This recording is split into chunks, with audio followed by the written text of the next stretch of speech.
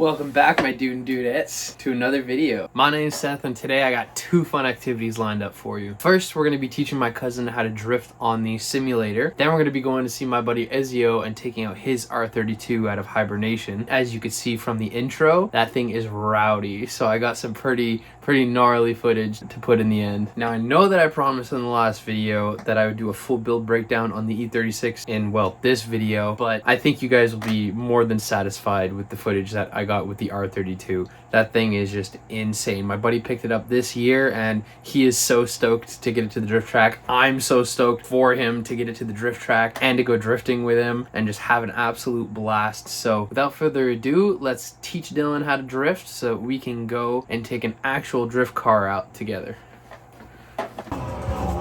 So we'll cut. Actually, I gotta explain. This is the thing though, is that I up so much. Yeah. Cut that shit out. Yeah. Editing. Yeah.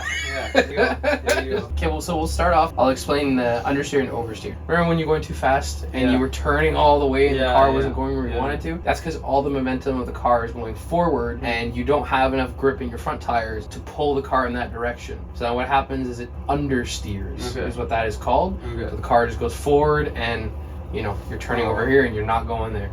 The next term is oversteer. So that's when you turn in, say, X amount. And then the car rotates too much on the axis, the plane of axis that you're looking at.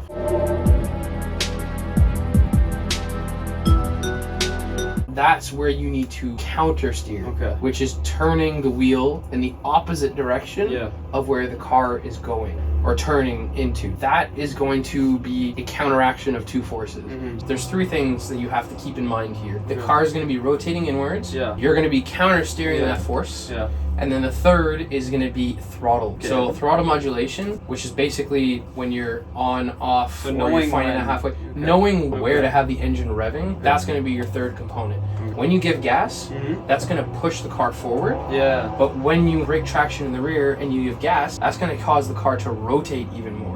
You also need to counter steer more depending on the situation. And vice versa, you have to take off of the gas if the car is rotating too much and then let it get to a point where you like it and then be able to gas again and get around the corner. So say on this right here, right, where the Porsche here, oh my god, I'm so dumb. So this is us moving at 50 miles an hour, right? You're going to turn in a little bit, okay, and then you're going to give it gas. Already you've unbalanced the car. It's not nice and seated. Now you have all the momentum. It's vulnerable. It's very vulnerable. It's very vulnerable, exactly. So all the weight of it is being thrown to the outside. So you have to counter steer as that's happening, right? To balance the front end out, and have to give gas in the rear to keep pushing yourself around the corner as that's happening. So turn in, counter steer, gas to get around the corner, and you have to find a nice balance of gas and steering input. Drifting, smooth drifting, good drifting is minimal steering input and a lot of throttle modulation. Let's try this.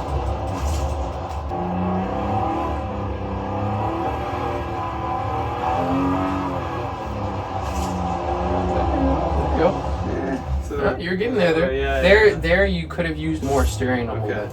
Match the gas. Match the gas at first to get it to kick out, and then let go. Yeah, there you go. See?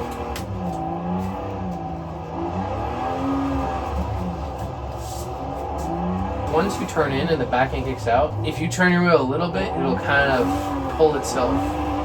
You see? And then if you let go, see? You see? It kind of self-steers itself.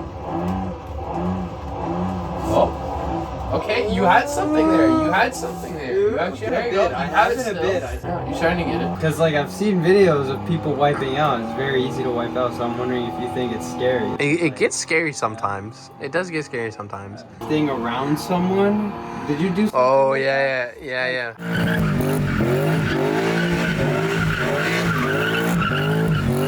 How are you like so precise? A lot of practice. I've seen like videos of like on Instagram takeovers of wipe out and they just like hit them, and you gotta have a lot of trust in yourself. Oh, absolutely. And in the person drifting. Oh yeah. Steve, the artist there that I did those stunts for, he definitely had a lot of trust in me. I trust myself and I trust my skills at this point because like I've had so much practice and so much trial and error and so much failure that like I know what I'm doing now and I know how to mess up and I know how to succeed. Doing donuts around around an object. It's all throttle control. Like I wish I had a POV for that, but like I'm not turning the steering wheel that much. I'm literally just giving it more gas, less gas. That's all that it is. But you need to feel it, and you need to know your distances. Doing it around a person, you need to know where your bumper is and where your tire is. The car kind of becomes like you. Like you're kind of like with the car. Like, with all this drifting experience and like racing and everything, do you feel like you're like more comfortable driving a car in general, like just on the road? 100%. Dude, I've had like plenty of times where cars pull out of nowhere and I have to swerve to get out of the way. It's still the have. Yeah, dude, like drifting has literally saved my life. You're so familiar about how much like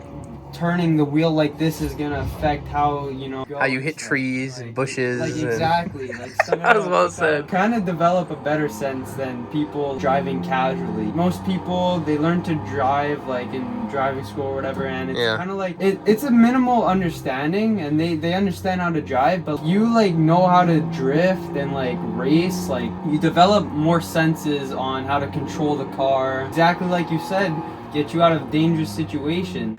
It's funny because technically he's the third person that I have taught how to drift on this simulator, but this is the first time that I have shown the analogy with the two cars and how the physics works of drifting, and trying to get somebody to understand that so that they can better understand how to control the car and get it to drift and do what they want it to do. It may look childish playing with Hot Wheels, but it gets the point across pretty effectively. It looks very easy. You know, if you pick up a simulator, it might be very easy to learn as well, but it's a pretty hard thing to do, and especially once you get into the car, there's a lot of physics that people don't take into account, and there's a lot of those that you won't encounter in the simulator itself, and those physics take a big toll on your body, especially when you're out there all day drifting. You're aching and sore. It's a workout on its own. It takes a lot of focus as well, because when you have that kind of physical strain on your body, you really need to stay focused and really fine-tune your motor skills to be able to do what you can do on the simulator in real life. I've had enough of digital cars and drifting today. Let's get to the real thing.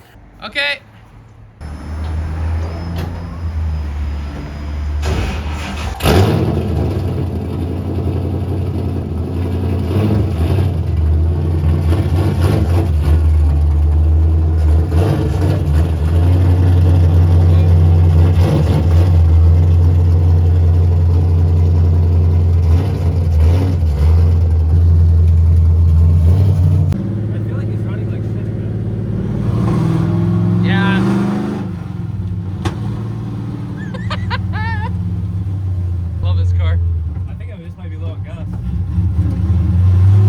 Actually, where's your gauge? I don't know. It was at this moment that he knew. Like, bro, I put oil from work. You think it's me? It's just like regular 530? Bro, it's like 530 semi-synthetic. It should be fine.